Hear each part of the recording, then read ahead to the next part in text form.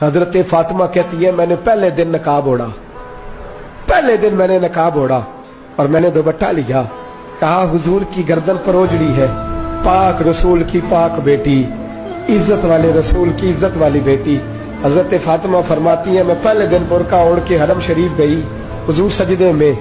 سر پہ وزنی اوجڑی، فرماتی ہے میں نے کھینچ کے اتاری، حضور کھڑے ہوئے، میں روئی نہیں، میری آنکھوں میں آنسو نہیں، میں نے حضور کی انگلی تھامی۔ آپ فرماتی ہے ساری کائنات مصطفیٰ کے پیچھے اور نبی میرے پیچھے پیچھے۔